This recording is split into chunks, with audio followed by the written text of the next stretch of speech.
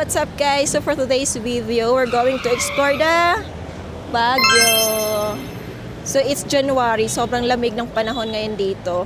Tirik yung araw pero hindi mo maramdaman yung init kasi malamig yung hangin, yung simoy ng hangin. This is my third time and hindi siya nakakasawa kasi nga ang daming pwede puntahan sa Baguio. Kung gusto mo mag-chill, kung gusto mo matry yung mga cafe na mga bago, at gusto mo gumala at makita yung mga history na sa Baguio, marami kang pupuntahan.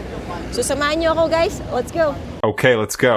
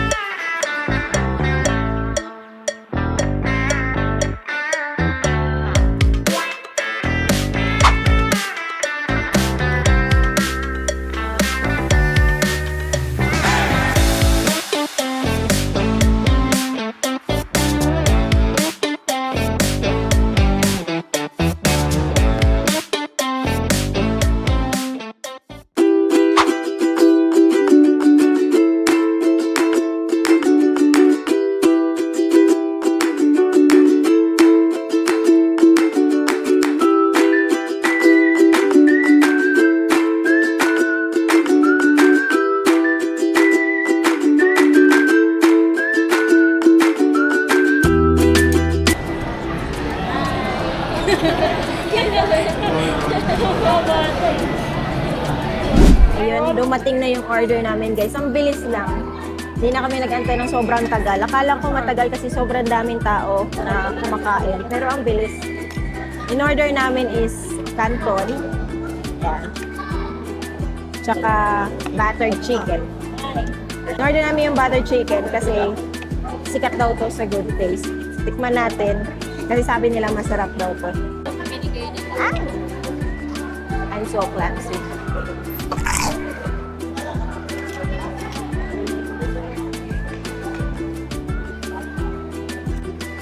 Tikman natin yung canton.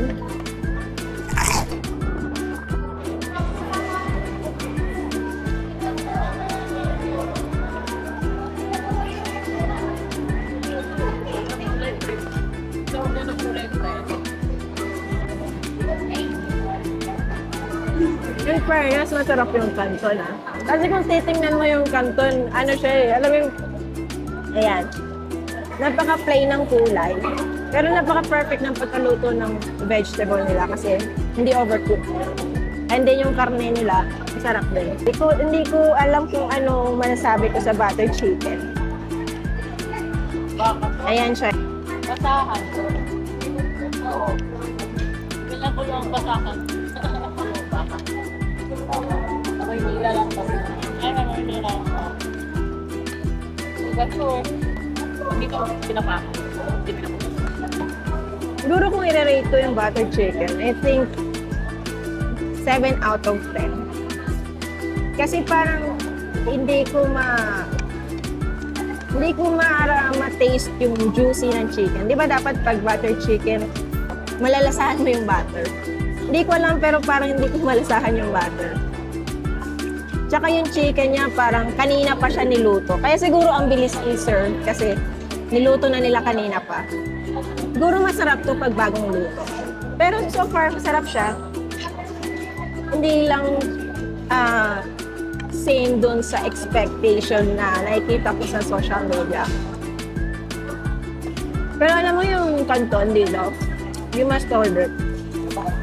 Tanungin natin sila kung nag-enjoy ba talaga sila sa buttered chicken lang. Out of 10, it's around 6.5. Kasi ano eh, yung butter din nahanap ko yun eh. Parang more like tinalo siya ng spicy or sweet. So, Matamis siya. masarap naman pero yun lang yung ano, yung pagiging butter chicken niya, hindi ko. Hindi ko lang masabi yung iba nilang menu dito. Pero feeling ko masarap naman yung iba. Pero yung kanto, you must try guys. Yun lang masasabi. So kain muna kami.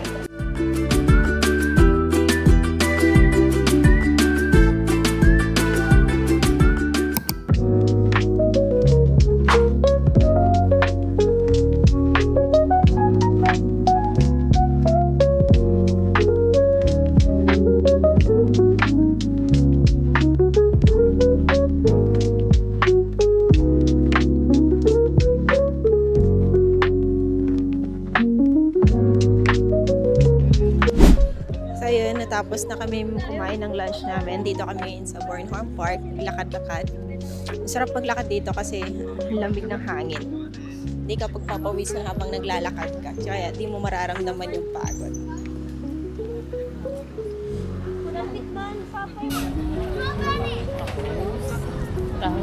Strawberry ice cream. Well, strolling.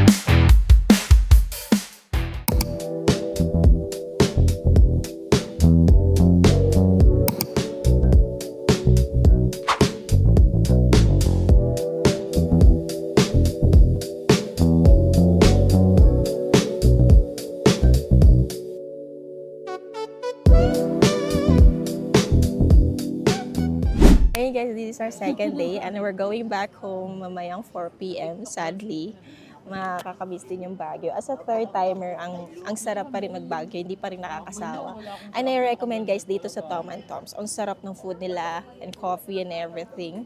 And ang sarap din magkape dito kasi ang ganda ng view and ang lamig ng panahon kasi nasa sa taas na pwesto. And guys, mag-outro na ako. Thank you for watching my Baguio vlog and please do subscribe my YouTube channel for more travel guides and updates. Thank you. Adios.